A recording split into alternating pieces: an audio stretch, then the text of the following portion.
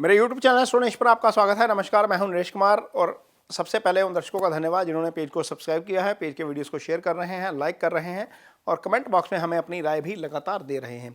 दोस्तों, भविष्य जानने की जिज्ञासा हर व्यक्ति में होती है। हर व्यक्ति ये जानना चाहता है कि उसका आने वाला समय कैसा रहेगा, लेकिन बहुत सारे ऐसे व्यक्ति होते हैं जिन्हें अपनी जन्म राशि के बारे में जानकारी नहीं होती। ऐसा इसलिए होता है क्योंकि या तो उनकी जन्म पत्री उनके जन्म के समय बनी नहीं या बनने के बाद कहीं खो गई है, लिहाजा वो अपनी चंद्र राशि के बारे में सही जानकारी नहीं रखते।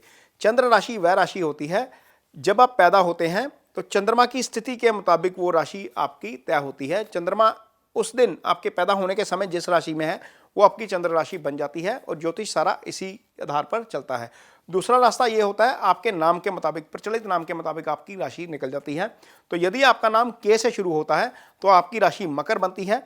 मकर राशि के तहत श्रवणा नक्षत्र आता है। श्रवणा नक्षत्र के सारे चरण में पैदा होने वाले व्यक्ति के नाम से वो जाने जाते हैं। के उनका इनिशियल लेटर होता है। तो यदि आपका नाम के से है तो आपकी राशि मकर है, और यदि आपका नाम के से है, अपनी राशि मकर के मुताबिक ही अपना राशिफल देखें। के नाम से पैदा होने वाले यानी कि मकर राशि के जो जातक होते हैं, उनकी खूबी क्या है, उनकी कमजोरी क्या है, उनका जीवन कैसा रहता है, उनका 2024 कैसा रहेगा, ये वीडियो में आपको आगे बताते हैं। तो मकर राशि के जो जातक होते हैं, ये पहली बात तो यह है कि ये चर राशि है। 3 तरह की राशियां होती हैं, मूवेबल राशियां हैं, फिक्स राशियां हैं, डुअल राशियां हैं। तो मकर राशि जो है वो एक चर राशि है, यानी कि मूवेबल साइन है। तो इनकी सबसे बड़ी जो मजबूती है, इनका चर राशि होना ही है, क्योंकि चर राशि होने के कारण एक सिचुएशन में लंबा समय नहीं रहेंगे। चाहे वो पर्सन के पास आए हैं, मान लीजिए आपकी किसी के साथ अटैचमेंट हो जाती है तो मूव जल्दी कर जाएंगे। सामने वाला बंदा यदि तवज्जो नहीं देगा तो आप उसको मूव कर जाएंगे। ये बहुत अच्छी चीज़ होती है किसी भी व्यक्ति के लिए लाइफ में, कि यदि आपको टेंशन नहीं मिल रही है तो आप मूव ऑन कर जाओ, तो मूव ऑन जल्दी कर जाते हैं। एक सिचुएशन में नहीं रहते। यदि मान लीजिए किसी के साथ झगड़ा हो गया, किसी दोस्त के साथ आपका वो डिसएग्रीमेंट हो गया, तो उस सिचुएशन से आप इजीली बाहर निकल जाएंगे, सिचुएशन से इजीली निकल जाएंगे। तो गुस्सा भी टेम्परेरी रहेगा, रिलेशनशिप में भी बहुत ज़्यादा आप अटैच ज़्यादा नहीं होंगे, आगे निकल जाएंगे। ये आपके लिए मजबूत पक्ष है। इस राशि के स्वामी शनि हैं तो थोड़े से सुस्त होते हैं। शनि चूंकि एक राशि में 2.5 साल रहते हैं, शनि जिस राशि के स्वामी हो गए तो वहाँ पर थोड़ी सी सुस्ती वाला रवैया आपका आ जाता है। ये आपका थोड़ा सा कमज़ोर पक्ष है लाइफ में। इसको थोड़ा सा सुधारेंगे तो बहुत सारी चीज़ें आपके लिए अच्छी हो जाएंगी। आपके लिए सूर्य जो हैं वो मारक बन जाते हैं, अष्टम स्थान के स्वामी हो जाते हैं, क्योंकि वो आयु स्थान है। तो सूर्य की दशा में आपको निश्चित तौर पर कई बार नुकसान हो जाता है। ये आपको थोड़ा सा ध्यान में रखना पड़ेगा। इस राशि के जो जातक होते हैं उन्हें घूमना फिरना बहुत पसंद होता है। ये बहुत एंजॉय करते हैं, बहुत मीन्स अपने आउट ऑफ स्टेशन जाना, आउट ऑफ कंट्री जाना, क्योंकि ये मूवेबल साइन है तो मूव करते रहते हैं। जॉब में भी बहुत ज़्यादा स्थिरता नहीं रहती। ये एक वीक पॉइंट है जब आप स्थिर नहीं रहते जॉब में। खास तौर पर जब जॉब में स्थिर नहीं रहते तो आपको वो हाई ग्रोथ जो है वो प्रॉपर नहीं मिल पाती। सूर्य वैसे भी अष्टमेश हो जाते हैं, सूर्य करियर के कारक हैं। यदि सूर्य की पोजीशन आपकी कुंडली में खराब हो जाए तो आपको बहुत ज़्यादा उसका करियर के लिहाज से नुकसान होता है। तो इस सिचुएशन के ऊपर आपको थोड़ा सा काम करने की ज़रूरत लाइफ में रहेगी। आपका 2024 कैसा रहेगा, इसके बारे में आगे जानते हैं। तो मकर राशि के जातकों के लिए ये जो कुंडली लगी हुई है, ये 1 जनवरी के दिन की कुंडली है। 1 जनवरी के दिन आपकी कुंडली में शनि दूसरे भाव में गोचर कर रहे हैं, यानी कि शनि की 7.5 की आखिरी ढैया है जो आपके ऊपर चल रही है। लेकिन इस आखिरी ढैया से ज़्यादा डरने की ज़रूरत नहीं है, क्योंकि शनि आपके राशि स्वामी हैं। इसलिए शनि की 7.5 का ज़्यादा नुकसान आपको नहीं होता। शनि का आखिरी फेस वैसे भी वो देने वाला होता है, तो निश्चित तौर पर आपके लिए वो चीज़ें पॉजिटिव रहेंगी शनि के लिहाज से। लेकिन हाँ, जहाँ शनि की दृष्टि रहेगी वहाँ चीज़ें थोड़ी सी डिस्टर्ब जरूर हो सकती हैं, लेकिन ओवरऑल शनि की 7.5 बहुत ज़्यादा नुकसान नहीं देगी 2024 में। राहु 2024 में पूरा साल तीसरे भाव में रहेंगे, ये गोचर शुभ रहेगा आपके लिए। गुरु चौथे भाव में रहेंगे 30 अप्रैल तक, ये गोचर शुभ नहीं है, लेकिन इनकी दृष्टि हमेशा शुभ होती है। वो आगे बताएंगे आपको क्या फ़ायदा देगी। चंद्रमा 1 जनवरी को यहाँ रहेंगे, ये स्थिति बदल जाएगी 54 आवर्स में। केतु 9वें भाव में है, केतु 9वें भाव में शुभ गोचर में नहीं होते। बुध शुक्र 11वें भाव में शुभ गोचर में है। सूर्य मंगल 1 जनवरी को शुभ गोचर में नहीं है। तो पहले तो 4 ऐसे महीने नोट करिए जो आपके लिए बहुत अच्छे रहने वाले हैं। सबसे पहले तो आप, यदि आपके पास कॉपी पेन है तो आप नोट कर सकते हैं। सूर्य का गोचर, जब यहाँ पर सूर्य आएंगे आपकी कुंडली में, ये 15 मार्च से लेकर 15 अप्रैल तक का समय होगा जब सूर्य यहीं पर होते हैं, मीन राशि में होते हैं। ये गोचर आपके लिए शुभ रहेगा। हालांकि सूर्य राहु केतु एक्सिस में चले जाएंगे, हालांकि ये ग्रहण वाली स्थिति आएगी, लेकिन इसके बावजूद सूर्य का गोचर आपके लिए शुभ रहेगा। आप जो है इससे आपको निश्चित तौर पर फायदा होगा। उसके बाद सूर्य छठे भाव में गोचर करेंगे 15 जून से लेकर 15 जुलाई के बीच। सूर्य छठे भाव में भी गोचर में शुभ फल देते हैं, तो 15 जून से लेकर 15 जुलाई का महीना भी आपके लिए शुभ रहेगा। इसके बाद सूर्य यहां पर आ जाएंगे 15 अक्टूबर से लेकर 15 नवंबर। यहां पर आकर सूर्य नीच हो जाएंगे। हालांकि स्थिति नीच वाली है, यानी कि जो सूर्य की पोजीशन है वो नीच हो जाती है, डिग्रिकली वो दूर चले जाते हैं धरती से, लेकिन ये भाव कुंडली का ऐसा भाव होता है जहां पर सूर्य फुल डायरेक्शनल स्ट्रेंथ में होते हैं। यानी कि यदि यहां पर सूर्य नीच भी हैं तो भी आपको बहुत अच्छा फल करते हैं, और गोचर में सूर्य 10वें भाव में बहुत अच्छे होते हैं। इसके बाद सूर्य आप आ जाएंगे आपके 11वें भाव में। ये स्थिति होगी 15 अक्टूबर से 15 नवंबर की। ये भी आपके लिए बहुत अच्छी स्थिति है। 15 अक्टूबर से 15 नवंबर, 16 भी हो सकता है, 17 भी हो सकता है। टेंटेटिव टाइम 15 का ही होता है, क्योंकि संक्रांति हमेशा 15 या 16 को ही आती है। तो आप मान के चलिए 15 नवंबर तक का समय आपके लिए अच्छा है। 15 अक्टूबर से लेकर 15 नवंबर और 15 नवंबर से लेकर 15 दिसंबर, ये 2 महीने, 15 अक्टूबर से लेकर 15 दिसंबर तक का समय आपके लिए काफ़ी अच्छा रहेगा। अब सूर्य ही क्यों जो है वो पकड़ रहे हैं हम, सूर्य का ही गोचर क्यों बता रहे हैं ज़्यादा, क्योंकि सूर्य की मूवमेंट से ही जो है वो सारा कुछ चेंज होता है धरती के ऊपर। हर महीने संक्रांति आती है, वो भी सूर्य की मूवमेंट से। एक तो ये है। दूसरा, ज्योतिष के लिहाज से सूर्य लगन के कारक होते हैं। आपकी राशि कोई भी है, आपका जो भी लगन है उस लगन के स्वामी कोई भी हो सकते हैं, लेकिन कारक हमेशा सूर्य रहेंगे। तो सूर्य बहुत अहमियत रखते हैं एस्ट्रोलॉजी में। सूर्य ओवरऑल हेल्थ के कारक होते हैं आपके। यदि सूर्य वीक है आपकी कुंडली में तो आपको हेल्थ इश्यू आते हैं। सूर्य करियर के कारक होते हैं। यदि सूर्य की पोजीशन अच्छी है तो आपका करियर काफ़ी राइज पे जाता है। तो 4 महीने इसलिए वो बताए हैं कि उन 4 महीनों में आप कोई भी काम करेंगे, आपको हेल्थ का भी साथ मिलेगा, आपको करियर के मुताबिक भी आपका वो चलेगा, आपका लगन भी मजबूत रहेगा। तो ये 4 महीने मकर राशि के जातकों के लिए, या मकर लगन के मान लीजिए, तो ये स्थिति जो है आपके लिए सूर्य की बहुत अच्छी रहेगी। ये पॉइंट आप नोट करिए। अब आगे आते हैं कि आपका काम कैसा रहेगा, आपकी अर्निंग्स कैसी रहेंगी। तो गुरु की दृष्टि, साल की शुरुआत में गुरु की दृष्टि दशम पर, सीधा गुरु इसको देख रहे हैं। तो इस भाव को जब गुरु देख रहे हैं तो ये भाव एक तरीके से अच्छे प्रभाव में आ गया, और केंद्र में सिर्फ पूरे केंद्र में गुरु हैं। आप देखिए, ये भी सिचुएशन देखिए, पूरे केंद्र के ऊपर गुरु का केंद्रीय प्रभाव है। ये स्थिति भी बहुत अच्छी है। तो आपके लिए काम का जो भाव है वो गुरु से दृष्ट हो गया, यानी कि गुरु के प्रभाव में आ गया। यानी कि आप नया कारोबार करना शुरू करना चाहते हैं 2024 में, तो पहले 4 महीने बहुत शुभ हैं आपके लिए। गुरु की दृष्टि है यहाँ पर। आप जॉब चेंज करना चाहते हैं, वो भी स्थिति आपके लिए अच्छी है, तो आप कुछ भी कर सकते हैं। अर्निंग्स का जो स्थिति है, धन भाव में आपके शनि खुद विराजमान है। शनि जिस भाव में होते हैं उस भाव को मजबूत कर देते हैं। तो धन भाव में शनि की मजबूत जो उपस्थिति है वो भी आपके लिए मनी के लिहाज से अच्छी रहेगी। यहाँ पर पहले ही दिन शुक्र और बुध दोनों ही ग्रह हैं 11वें भाव में, ये दोनों ही शुभ ग्रह हैं।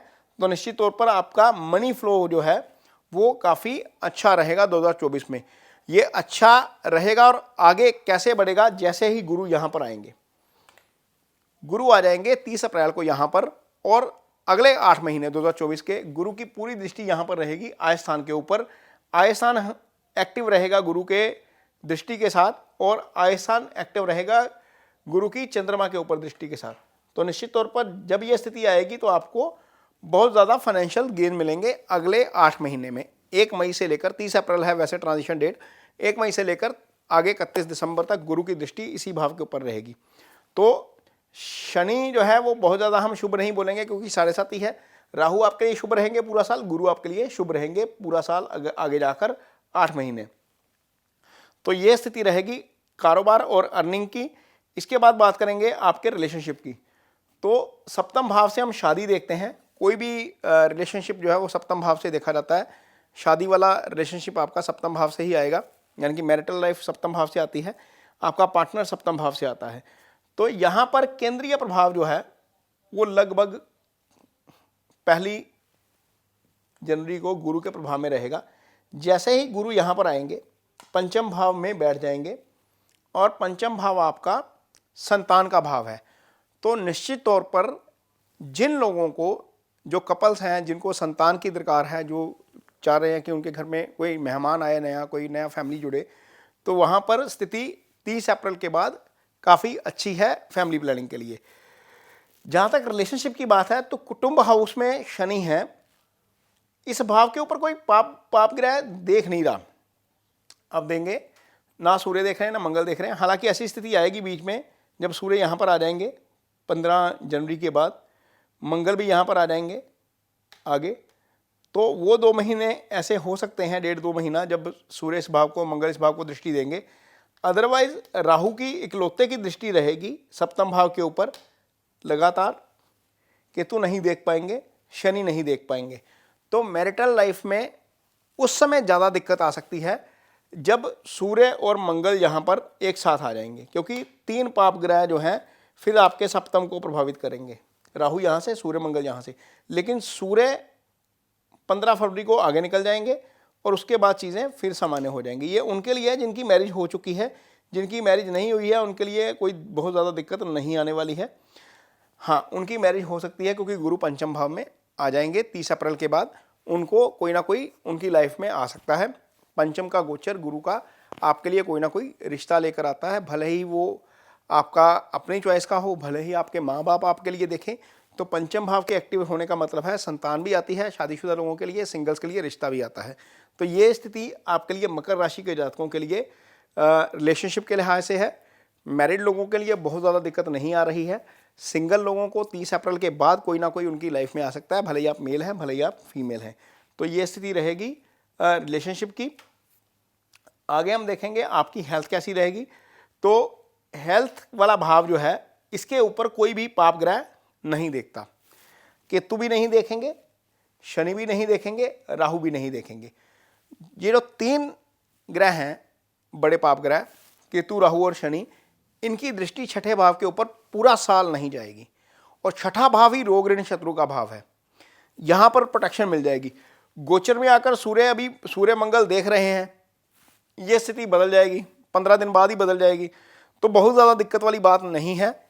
हेल्थ आपकी जो है वो सामान्य रहेगी, कोई बहुत ज़्यादा प्रॉब्लम आपको नहीं आने वाली। हाँ, एक चीज़ हो सकती है, जब तीनों ही ग्रह आपके यहाँ पर आ जाएंगे पाप ग्रह, ये स्थिति रहेगी लगभग फरवरी मार्च के आसपास की, तब आपको माउथ से रिलेटेड प्रॉब्लम हो सकती है, या अष्टम भाव को जब देखेंगे तो दुर्घटना का योग बनता है। ये टाइमली सिचुएशन है। ये लगभग आप मान के चलिए कि सूर्य जब यहाँ पर आएंगे 15 फरवरी से लेकर 15 मार्च के आसपास का जो पीरियड है, उस समय ये स्थिति ज़्यादा हो सकती है। ये उस समय आपको गाड़ी चलाते वक्त भी सावधानी रखनी है। और आगे अदरवाइज हेल्थ को लेकर कोई दिक्कत नहीं है, अदरवाइज हेल्थ को लेकर कोई परेशानी नहीं है, क्योंकि छठा भाव जो है उसको पाप ग्रह कोई नहीं देख रहा। ट्रांजिट में मंगल और सूर्य देखेंगे बीच में, जैसे अभी शुरुआत में देख रहे हैं, लेकिन ये 15 को आगे निकल जाएंगे, अकेला मंगल यहाँ पर कुछ नहीं करेगा। और इस भाव को भी कोई बहुत ज़्यादा पाप प्रभाव नहीं है। शनि सीधे देख रहे हैं और सूर्य मंगल जब आएंगे यहाँ पर तो ये इस भाव को देखेंगे, वो महीना मैंने बता दिया आपको।